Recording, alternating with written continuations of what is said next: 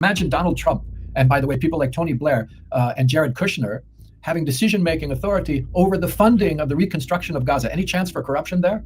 It's absolutely outrageous. It includes this also dangerously. I mean, you can't believe this is a Security Council resolution. It includes this dangerously broadly formulated authorization for this Trump body to take any other tasks as may be required. That's it. Just a blanket grant of authority. And it gives it upfront authority for Trump to establish undefined operational entities and transactional authorities at its own discretion.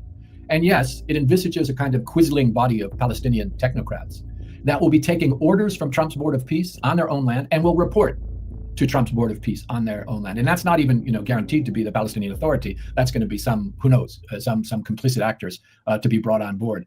And, this is a clear breach of international law because the resolution rejects Palestinian control of their own territory in Gaza until Donald Trump and his collaborators decide that the Palestinian Authority has satisfied the so-called reform requirements set by Trump himself and by the, I have to say, equally odious French-Saudi proposal that's referenced in the agreement, which was another colonial land grab. And remember, some of those conditions that Trump has been setting for reform is that the Palestinian people give up their legal claims in the International Court of Justice and the International Criminal Court and other forums. It's a complete disarming, not just, and we'll get to disarming, not just a material disarming of the Palestinians, but even legal disarming of the Palestinians. And Mahmoud Abbas instructed other countries to support this. There is no promise anywhere in this document or in the original Trump document of Palestinian independence or sovereignty or statehood. Instead, it has this again, directly in contradiction to the findings of the ICJ.